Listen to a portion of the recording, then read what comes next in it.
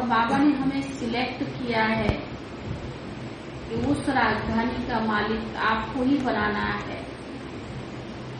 लेकिन अगर लेने वाला लायक नहीं है तो बाबा भी कुछ नहीं कर सकता है।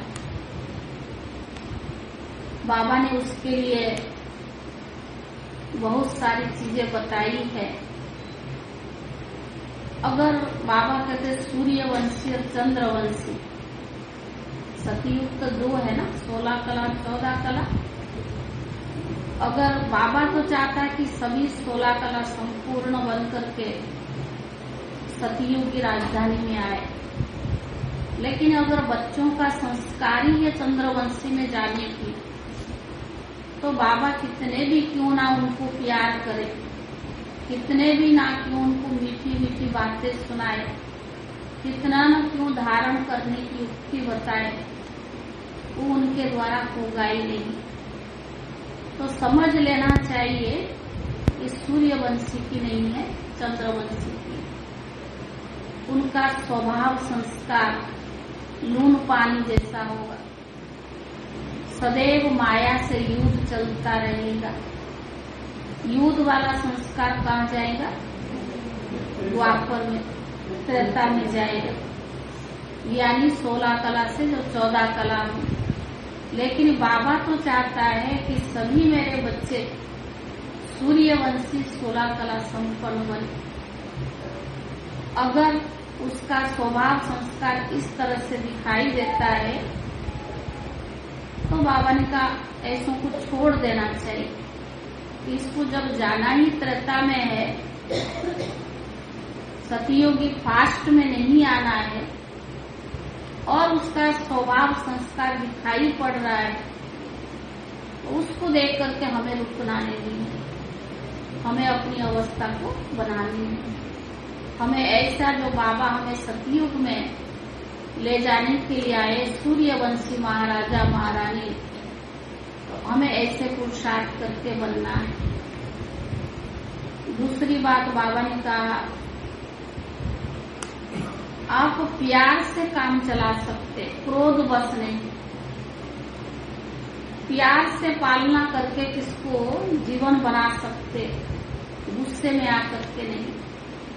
बाबा भी हमें बहुत मीठी मीठी वाणी सुना रहा है ताकि बच्चों की धारणा सहज हो जाए। लेकिन बाबा ने कभी हमारे ऊपर गुस्सा नहीं किया, कभी क्रोध नहीं किया। तो बाबा ने कहा तुम बच्चों को मैं इतनी अच्छा दुनिया में ले जाने आया हूँ, तो बच्चों को बहुत प्यार से सबके साथ चलना भी है, पालना भी करना है। लेकिन क्रोध बस किसकी नहीं, क्रोध से काम बिगड़ता है, बनता नहीं है। तो बाबा ने आज सतयुग में जाने के लायक कैसे बनना है, कौन सी संस्कार धारण करनी है, वो इशारा किया है। सारे मीठे बच्चे बाप जो ज्ञान की मीठी मीठी बातें सुनाते हैं वे धारण करनी।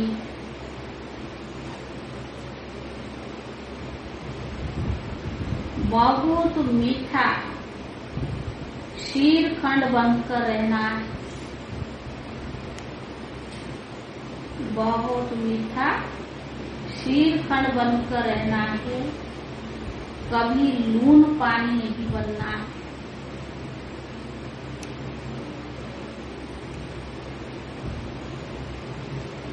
कभी लून पानी नहीं बनना है। प्रश्न,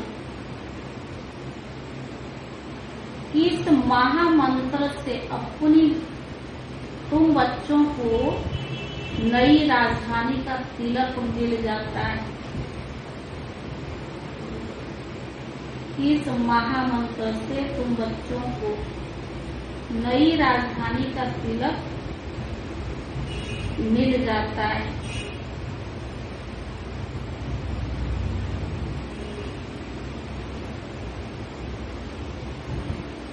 उत्तर है, बाप इस समय तुम बच्चों को महामंत्र देते हैं, मीठे लाडले बच्चे बाप और वर्षे को याद कर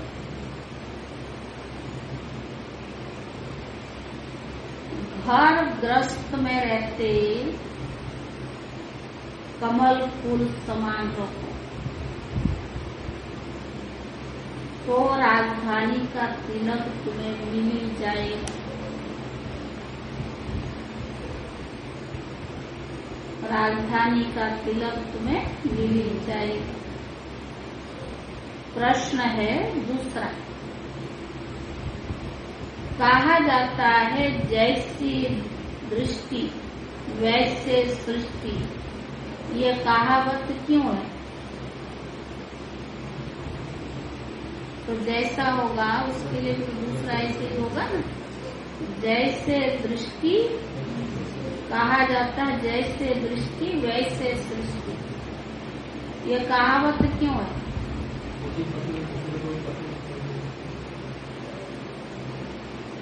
कहावत क्यों है?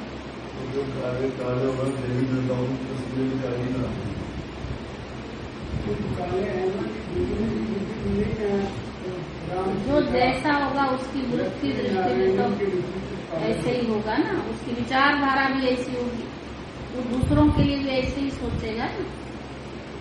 उत्तर है, इस समय के मनुष्य जैसे पतित काले हैं, ऐसे अपने पूज्य देवताओं को लक्ष्मी नारायण राम सीता को शिव बाबा को भी काला बनाए उनकी पूजा करते।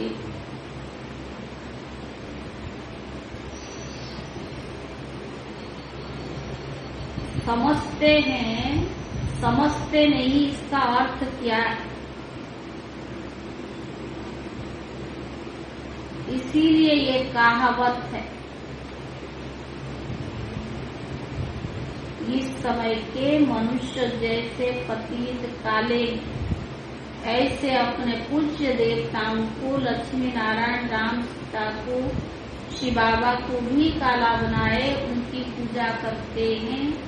समझते नहीं इसका अर्थ क्या है, इसीलिए ये कहावत है, जैसे दृष्टि वैसे दृष्टि।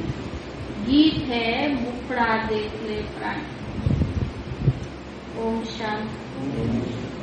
मीठे मीठे सिखीले दे बच्चों ने गीत के लाइन सुनी।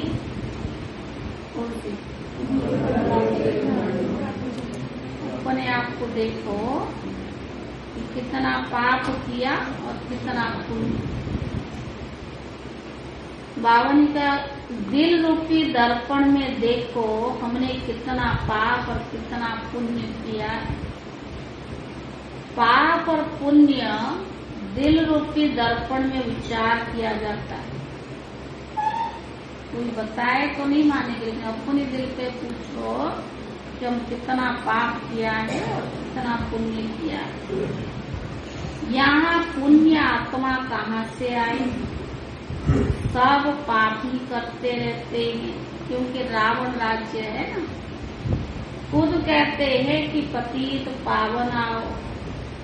हम जानते हैं कि भारत ही पुण्य आत्माओं का खंड था। कोई पाप नहीं करते थे। शैर बकरी इकट्ठा पानी पीते थे। क्षीर खंड थे। बाप भी कहते बच्चे अब तुम क्षीर खंड बनो। सतीव की निशानी क्या है? शैर और बकरी इकट्ठे। इतना प्यार था, इतनी आपसी संबंध थी। तो बाबा ने कहा सतयुग में जाना है तो ऐसे संस्कार धारण करनी पड़ेगा।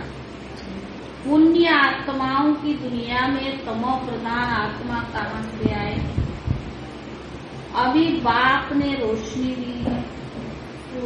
तुम जानते हो कि हम सतो प्रधान देवी देवता थे।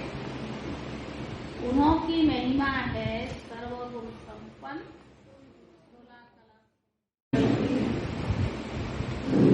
बावन का हम जानते हैं कि भारतीय पुण्य आत्माओं का खंड था। कोई पाप नहीं करते थे।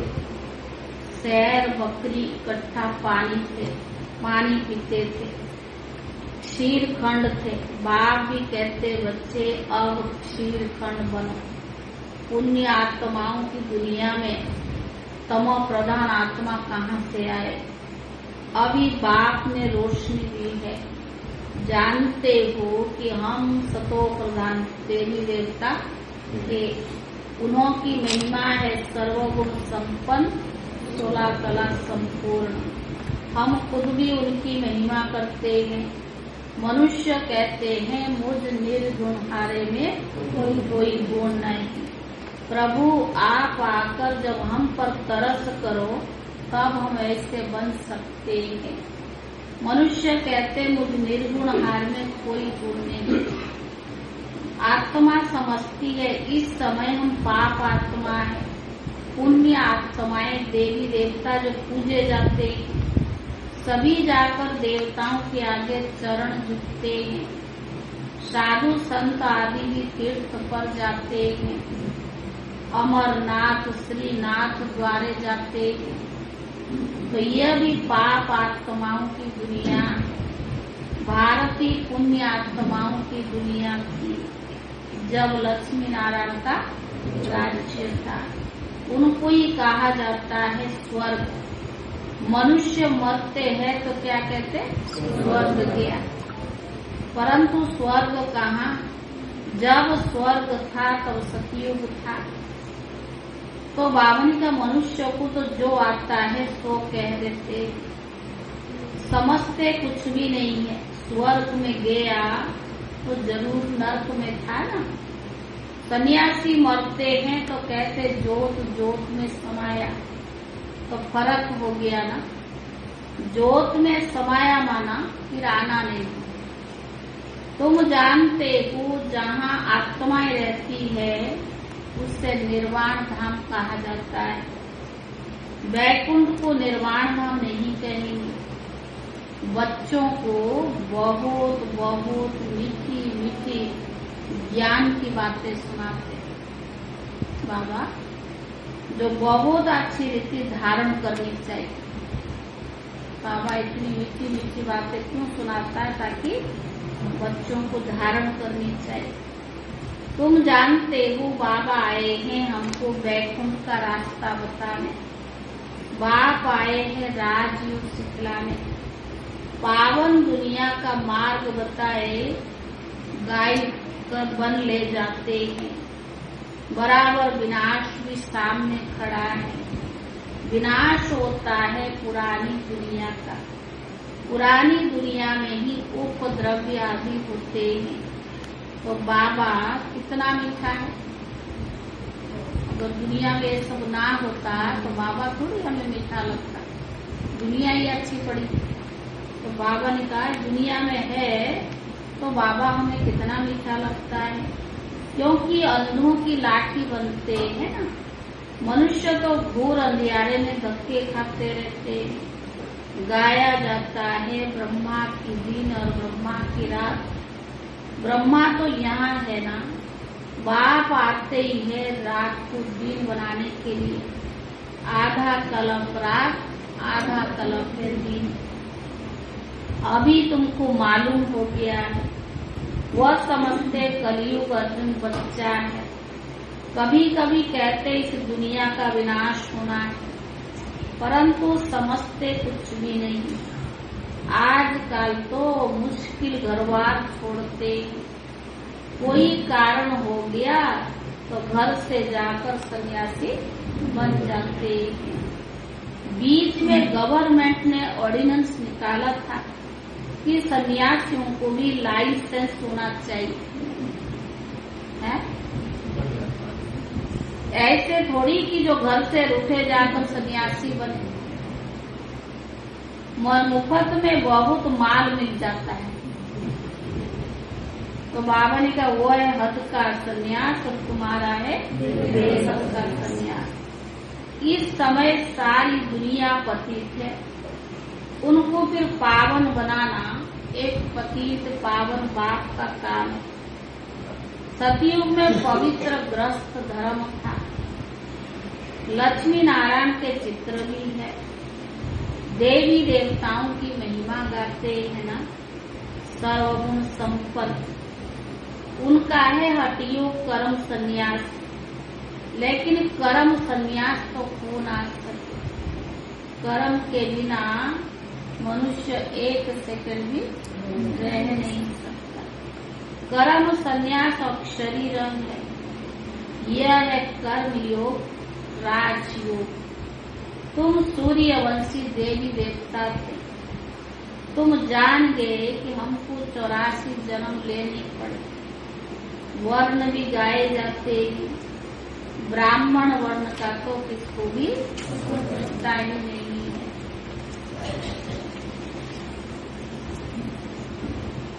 बाप तुम बच्चों को महामंत्र देते कि बच्चे बाप और वर्षे को याद करते रहो। तुमको राजधानी का तिलक तो मिल ही जाएगा। मीठे मीठे लाडले बच्चे घर गृहस्थ में रहते कमल फूल समान रहो। जितना प्यार से काम निकल सकता है उतना क्रोध से नहीं।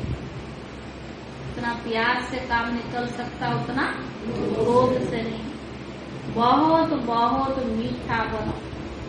बाप की याद में सदैव मुस्कुराते रहो।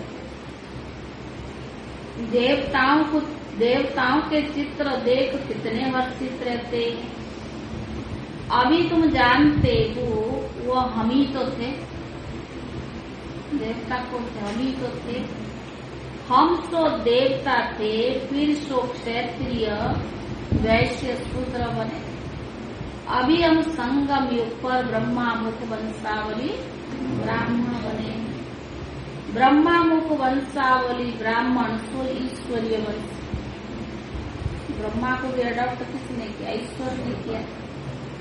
बाप का वर्षा मिलता है मुक्ति और जीवन मुक्ति। यह भी तुम जानते हो जो देवी देवताओं का राज्य था तो और कोई धर्म नहीं था। चंद्रवंशी भी नहीं थे। यह तो समझने की बात है ना। हम तो का अर्थ इन्होंने आत्मा को परमात्मा निकाल लिया है। अभी तो तुम बच्चे जानते हो हम सो देवी देवता क्षत्रिय बने।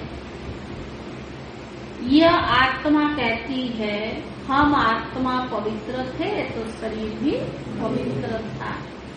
वह है ही 22 वर्ल्ड और यह विशेष वर्ल्ड। दुख धाम, सुख धाम और शांति धाम। और जब यहाँ सब आत्माएं रहती है तो कहते हम सब चीन, हिंदू, मुस्लिम भाई भाई, परंतु अर्थ नहीं समझते है ना। आज भाई भाई कहते और कल ये कहते हम आपस में सब भाई भाई, फिर कल बंदूक लगाते रहते हैं। आत्माएं सब ब्रदर्स हैं। परमात्मा को सर्वव्यापी कहने से तो फादर हो जाते। फादर को वर्षा देना है, ब्रदर्स को वर्षा लेना है। रात दिन का फर्क हो जाता है। वह पतित पावन है ना, उनसे ही पावन बनना है। हम मनुष्य से देवता बनने चाहते हैं। ग्रंथ में भी मनुष्य से देवता गाया जाता है। सेकंड में जीवन मुक्त। हम देवता जीवन मुक्त थे, अभी जीवन बंधन में बने। रावण राज्य द्वापर से ही शुरू होता है, फिर देवताएं वाम मार्ग में चली जाती है। यह निशानियां भी रखी है। जगन्नाथपुरी में देवताओं के बहुत गंदे चित्र है। आगे तो समझते ही नहीं थे, समझ में नहीं आता था। अब कितना समझ में आया। क्यों ऐसा चित्र दिया समझ में नहीं आया। बहुत गंदे चित्र है। बाहर के भी, अंदर नहीं। बाहर चारों साइड मंदिर के तो बावन का वंडर खाते थे देवताएं, ऐसे गंदे चित्र यहाँ कहाँ कैसे लगे। और अंदर काला जगन्नाथ बैठा है। श्रीनाथ द्वार में भी काले चित्र दिखाते। ये किसको पता नहीं कि जगन्नाथ की शकल काली क्यों दिखाई। कृष्ण के लिए तो कहते उनको सर्प ने डसा। राम को क्या हुआ, नारायण की शकल सांवरी क्यों दिखाते, सब काले हो गए। इसलिए बाबा ने कहा जैसी दृष्टि जैसी। तो बाबा ने कहा कृष्ण के लिए बाबा ने कहा शिवलिंग भी काला दिखाते, सब काला ही काला दिखाते। जैसे दृष्टि वैसे सृष्टि। इस समय सब पतित काले, तो भगवान को भी काला बना दिया है। पहले पहले शिव की पूजा करते थे, हीरे का लिंग बनाते थे। अब यह सब चीजें गायब हो गई। ये मोस्ट वैल्यूबल चीजें हैं। पुरानी चीज का मान कितना होता है। पूजा शुरू हुए 2500 वर्ष हुए, तो इतने पुराने होंगे तो और क्या। पुराने से पुराने चित्र देवी देवताओं के, यह फिर कह देते लाखों वर्ष की है। अभी तुम जानते हो 5000 वर्ष पहले भारत स्वर्ग था। अभी कलयुग है तो विनाश सामने खड़ा है। सबको वापस घर जाना है। बाबा ही तो सबको ले जाते हैं।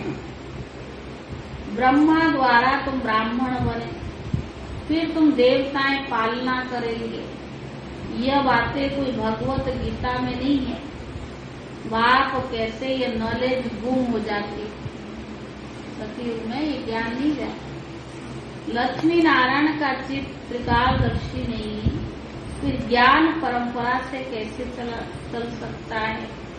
तुम इस समय त्रिकालदर्शी हो।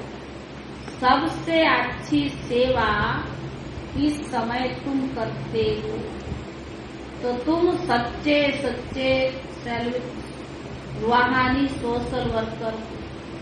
तुम अभी आत्म अभिमानी बनते हो। आत्मा में जो खाद पड़ी है वो निकले कैसे। बाप जोहरी भी तो है ना। सोना में आयरन की खाद पड़ते पड़ते आत्मा पतित हो गई है। अब पावन बने तो कैसे बने। बाप कहते बच्चे आत्मा माँ में कम याद करो। पतित पावन बाप श्रीमत देते। भगवान उवाच आत्माएं तुम्हारे में खाद पड़ती है। अभी तुम पतित हो। पतित फिर महान आत्मा थोड़ी कह सकते। एक ही उपाय है पतित से पावन बनने की। एक ही उपाय क्या है, माँ में कम याद करो। इस योग अग्नि से तुम्हारे विक्रम दग्ध हो। कितने आश्रम है, अनेक प्रकार के हठयोग चित्र लगे हुए हैं। यह है योग अथवा याद की भट्टी। भले ग्रस्त व्यवहार में रहो, भोजन आदि बनाओ, बच्चों की संभाल करो। अच्छा सवेरे का तो टाइम है या ना। हाँ, बाबा ने इतना सहज करके दिया, कोई बहाना नहीं बना सकता है। सब कुछ करो। कहा भी जाता है राम श्रीमद प्रभात मोरे मत। आत्मा में बुद्धि है। भक्ति भी तो सवेरे सवेरे करते हैं। तुम भी सवेरे उठकर बाप को याद करो तो विक्रम विनाश होगा। सारा किचड़ा निकल आत्मा कंचन बन जाएगी। फिर काया भी कंचन मिलेगी। अभी तुम्हारी आत्मा 2 कैरेट नहीं है। भारत देवी देवताओं की आत्मा 84 जन्म का हिसाब लेना पड़े। वर्ल्ड की हिस्ट्री जोग्राफी रिपीट होती है, परंतु आयु कितनी है ये जानते नहीं। तलब की आयु को नहीं जानते। बाबा कहते मैं आया हूँ श्रीमत देने, यानी श्रेष्ठ बनाने। याद की अग्नि से ही खाद निकलेगी और कोई उपाय नहीं। बच्चों को बहुत बहादुर बनना, डरो मत, ना डरा के रखो ना डरो, दूसरों को भी डराओ मत। मैं लीडर हूँ, मैं पहलवान हूँ, तो इसका मतलब थोड़ी दूसरों को दबाओगे। लेकिन बाबा ने कहा डरो मत, जिनका रक्षक खुद भगवान बाप बैठा है उनको किससे डरना है। तुम्हें कोई श्राप आदि क्या देंगे, कुछ भी नहीं। अच्छा मीठे मीठे सिखिले दे बच्चों प्रति माता पिता बाप दादा का याद प्यार और गुड मॉर्निंग। रूहानी बाप की रूहानी बच्चों को नमस्ते। रूहानी बच्चों की तरफ से रूहानी बाप दादा को याद प्यार और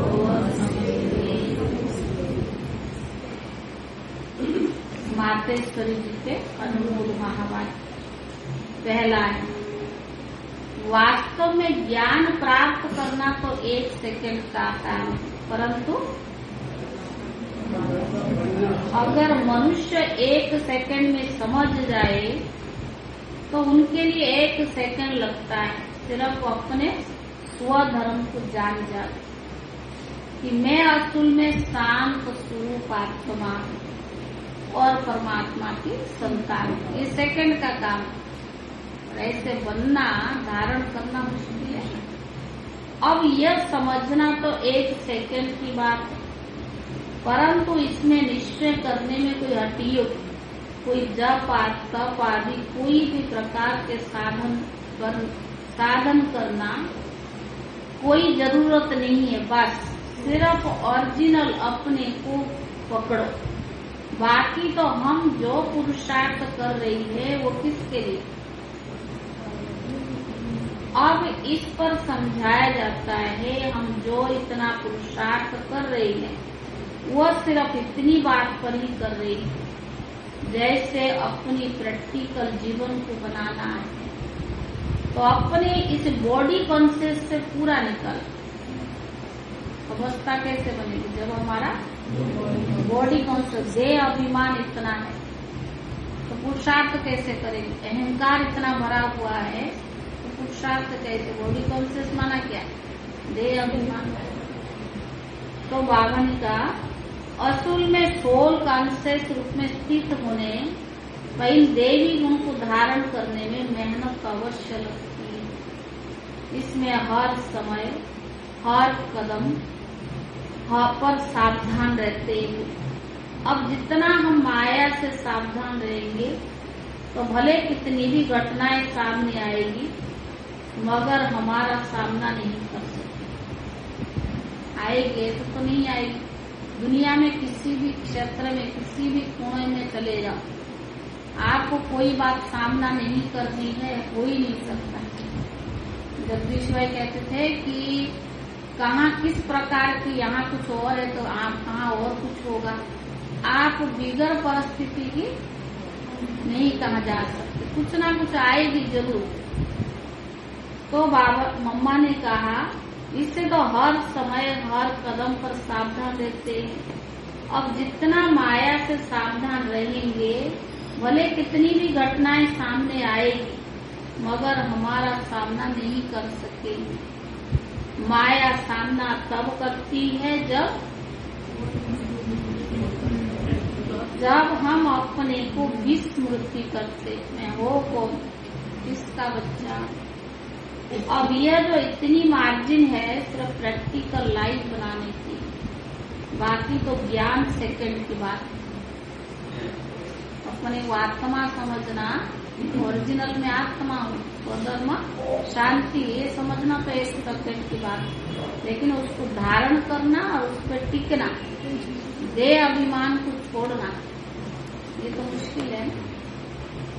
दूसरा, यह अपना ईश्वरीय ज्ञान अपनी बुद्धि से नहीं निकला हुआ है, ना कोई अपनी समझ अथवा कल्पना है अथवा संकल्प है, परंतु ये ज्ञान सारी सृष्टि का जो रचता है उस द्वारा सुना हुआ ज्ञान। ये ज्ञान तो मनुष्य नहीं सुना रहा है, जो सारी सृष्टि का रचता है वो सुना रहा है। और साथ साथ सुनकर अनुभव और विवेक में जो लाया जाता है वो प्रैक्टिकल आपको सुना रहे हैं। अगर अपने विवेक की बात होती है, सिर्फ अपने पास चलती है, परंतु यह तो परमात्मा द्वारा सुन अपने विवेक से अनुभव कर धारण करते हैं। जो धारण करते वो जरूर जब विवेक और अनुभव में आती है तो अपनी मनमानी जाती, तब अपनी मानी जाती है। ये बात भी इन द्वारा हम जान चुके हैं। तो परमात्मा की रचना क्या है, परमात्मा क्या है, बाकी कोई अपनी संकल्प की बात नहीं है। अगर होती तो अपने मन में उत्पत्ति होती। इसीलिए जो अपने को स्वयं परमात्मा द्वारा मुख्य धारणा योग्य पॉइंट मिली है वो मुख्य योग लगाना, परंतु योग से पहले ज्ञान चाहिए। योग करने के लिए पहले ज्ञान क्यों कहते हैं?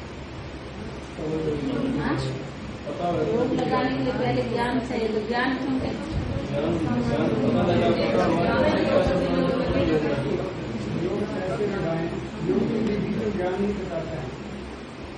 पहले सोचना समझना फिर बाद में योग लगाना। हमेशा ऐसे कहा जाता है पहले समझ चाहिए, नहीं तो उल्टा कर्म चलेगा। इसीलिए उसके लिए ज्ञान जरूरी है। ज्ञान एक ऊंची स्टेज है जिसको जानने के लिए बुद्धि चाहिए। तभी तो बाबा कहता ना ज्ञान शरणी के दूध सोने की वर्षा। ऐसे जो बाबा ज्ञान दे रहा है वो ऐसी कोई कॉमन ज्ञान नहीं है, उसके लिए भी स्वच्छ साफ बुद्धि चाहिए। किचड़ा बड़ा हुआ अंदर कुछ बाहर कुछ ऐसों की बुद्धि में ज्ञान ठहरता नहीं। तो ज्ञान ही नहीं ठहरता तो धारणा ही नहीं होती, तो फिर ज्ञान की वैल्यू क्या समझ है, पढ़ाई की वैल्यू क्या मालूम। क्योंकि ऊंचते ऊंचा परमात्मा हमको पढ़ा रहे, तो मनुष्य नहीं पढ़ा रहा है, भगवान पढ़ा रहा है। कितना ऊंचा ज्ञान है, कितनी ऊंची जीवन है, लक्ष्य कितना ऊंचा है।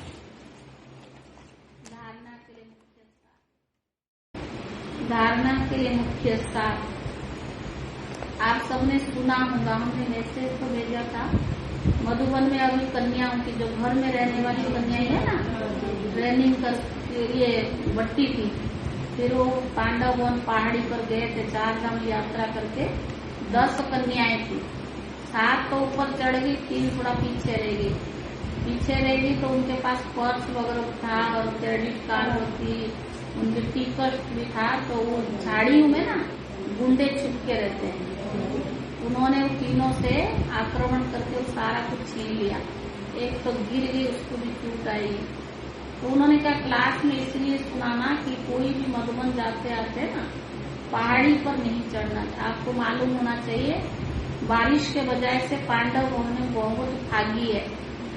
शशि दीदी क्लास करके मेडिटेशन हॉल से नीचे उतरे थे, 3 सीढ़ी और नीचे 6 सीढ़ी बाकी था। गिर के नीचे आए, माना दिखाई नहीं पड़ता, फिसलन बहुत है ना पांडवों में, उनके फागी रहता है। हर समय थोड़े देर बाद बारिश होता, छूट जाता, फिर बारिश होता, तो फिर एकदम अंधियारा छा जाती।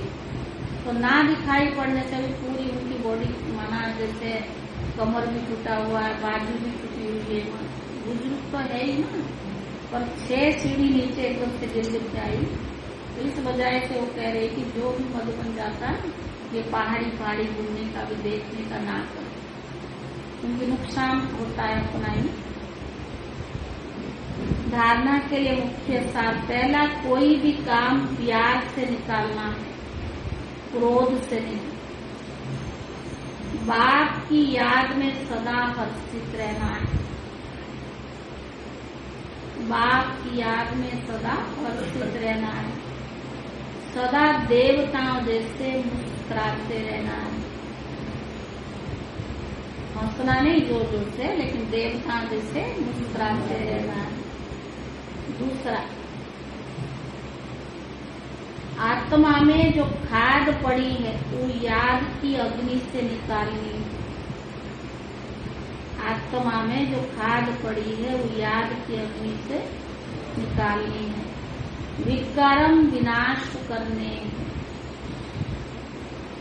बहादुर बन सेवा करनी है। डरना नहीं है। बहादुर बन सेवा करनी है, डरना नहीं है। वरदान, सर्व कर्म इंद्रियों को ला और ऑर्डर प्रमाण चलाने वाले मास्टर सर्वशक्तिवान भव। वरदान है, सर्व शक्तियों को ला, सर्व कर्म इंद्रियों को ला और ऑर्डर प्रमाण चलाने वाले मास्टर सर्वशक्तिवान भव। मास्टर सर्वशक्तिवान राजयोगी वह है, कौन होगा? मास्टर सर्वशक्तिवान राजयोगी वह है जो राजा बनकर अपनी कर्म इंद्रियों रूपी प्रजा को, जो राजा बनकर अपनी कर्म इंद्रियों प्रजा को ला और ऑर्डर प्रमाण चलाए। दूसरों को ऑर्डर पर चलाना तो सहज है, दूसरों को कहना तो सहज है, लेकिन अपने को कह करके देखो, अपने को चला करके देखो, मुश्किल लगता है ना। तो बाबा ने कहा कि अपनी कर्म इंद्रिय रूपी प्रजा को ला और ऑर्डर प्रमाण चलाए। जैसे राजा राज दरबार लगाते हैं, ऐसे आप, मुश्किल है सहज है, ऐसे आप अपने राज्य कारोबारी कर्म इंद्रियों को रोज दरबार लगाओ। आंख, नाक, कान, मुंह जो भी है, जो हमारी कर्म इंद्रिया 5 है, इनके दरबार लगाओ। कोई हमें धोखा तो नहीं देता है। और हाल चाल पूछो कि कोई भी कर्मचारी ऑपोजिशन तो नहीं करते।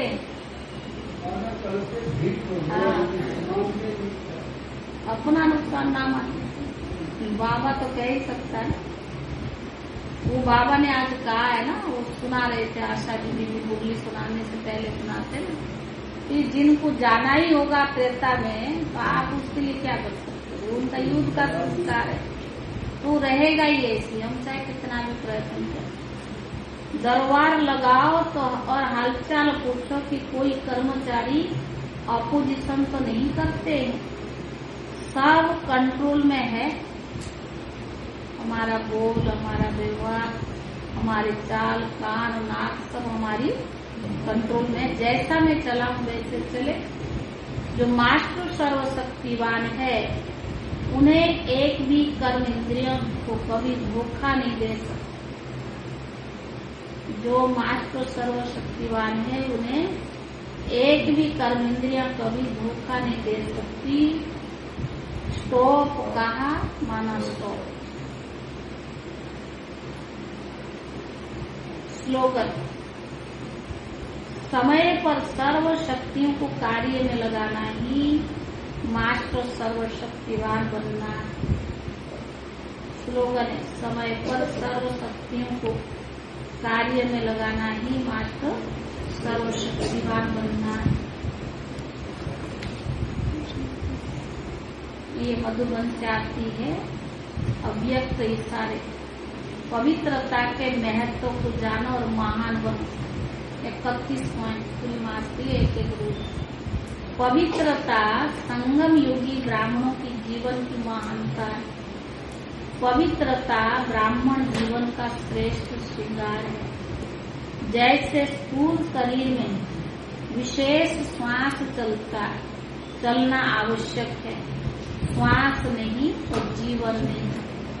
ऐसे ब्राह्मण जीवन का श्वास है पवित्रता।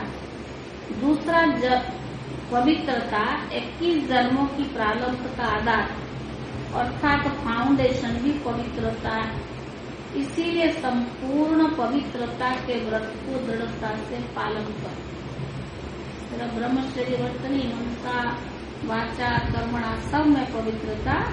तो बाबा ने कहा पवित्रता के व्रत को दृढ़ता से पालन